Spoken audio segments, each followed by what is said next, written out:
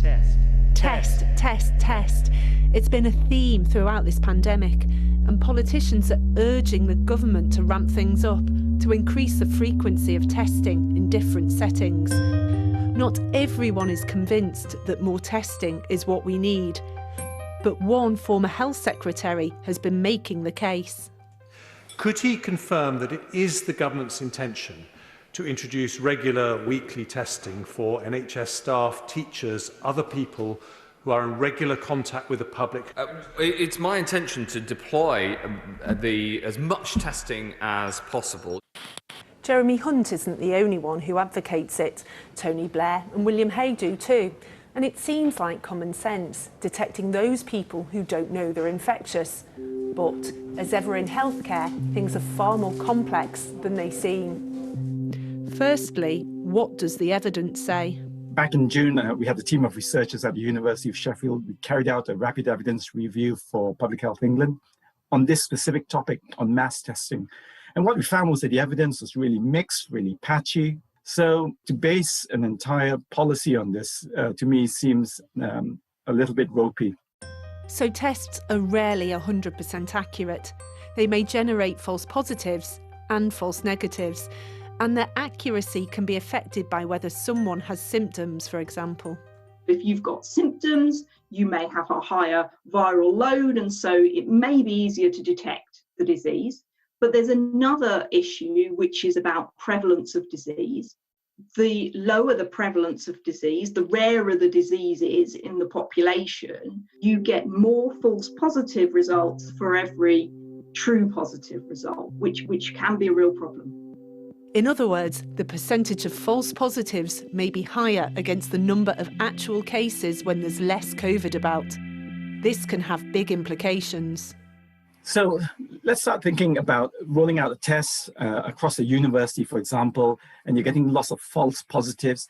And you're going to generate a lot of extra work for your contact tracers who have got to work out who else these people have been in contact with. And then you have to start locking down at the local level, a department, a household, a team, and so forth. It becomes really disruptive.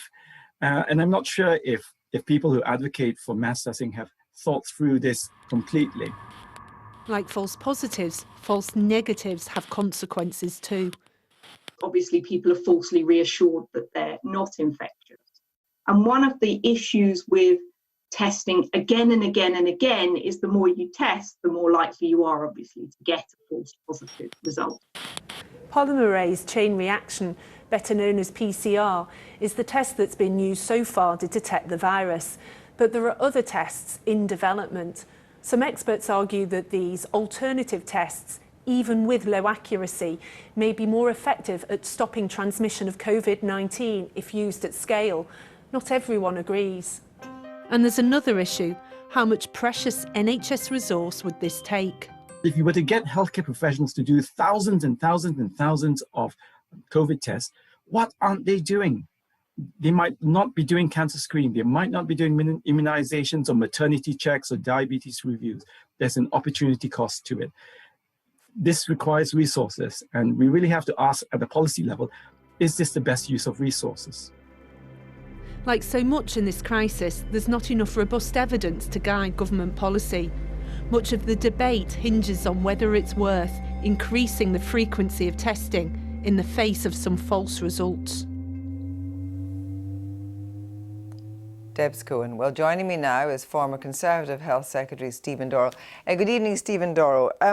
First of all, is Matt Hancock right that the way out of this is routine mass testing, including of asymptomatic key workers and teachers? That seems to be what one of the predecessors, Jeremy Hunt, wants, and also William Hague too. Yes, there's certainly a role for large-scale testing.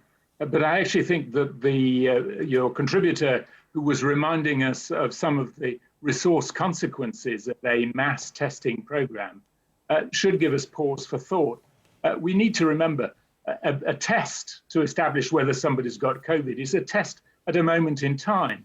So we can't, it's not, I think, a sensible use of resources to have a fortnightly test on the search to find those individuals who've got COVID. What is undoubtedly important and sensible is to focus tests on high-risk groups where there is a real public health purpose to be served. The policy question is how you use the resource to conduct tests. And then critically, the phrase that was more prevalent in earlier discussions in this crisis was test and trace.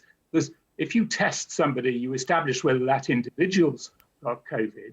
But actually, from the public health perspective, the key thing, if you do find somebody who's got COVID, is to find the people that they've been in contact with. So targeted testing and effective tracing seems to me a better policy than just testing everybody willy-nilly. But even if there is targeted testing, what Deb Cohen is saying, that just say 1,000 people are tested, 20 might have a false positive result, where in fact only 1 or 2 are positive. And yet government and local authorities are making decisions about whole lockdowns on the basis of what is possibly very faulty data.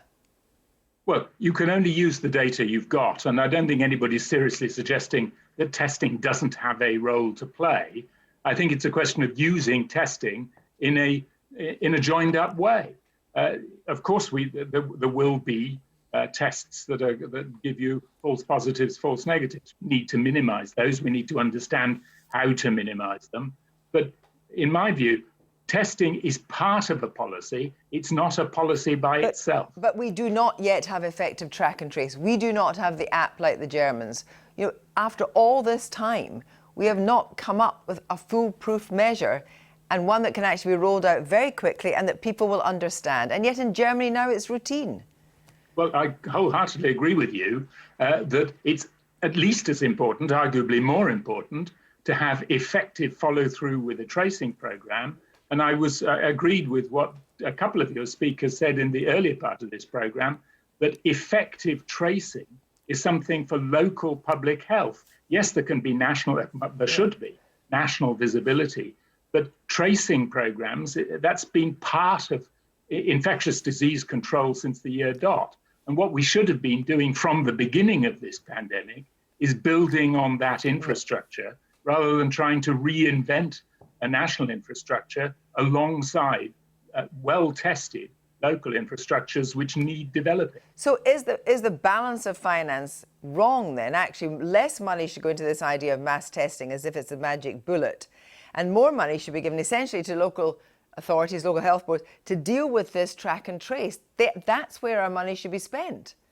Well, surely if we've learned nothing over the last 6 months, if we've learned nothing else, the search for the magic bullet is a search for, you're looking for the end of the rainbow.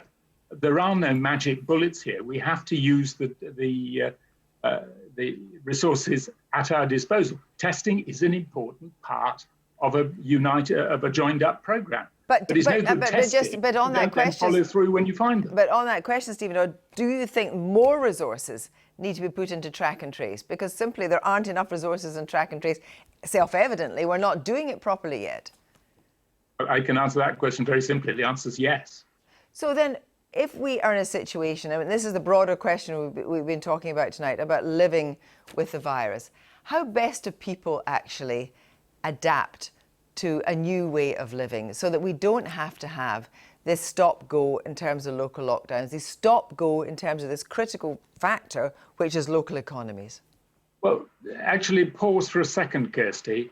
When there's a surge in local cases and we have local lockdowns, in a curious way, it's a success to have a local lockdown that prevents the disease getting out of control and us having to resort, as we did in February and March, to a national lockdown because there was no capacity for local lockdown. So I actually think one of the lessons of this whole story is the importance of local decision-making and devolved decision-making to local communities. It's communities that have supported people with COVID. It's communities that have come together during the last 6 months.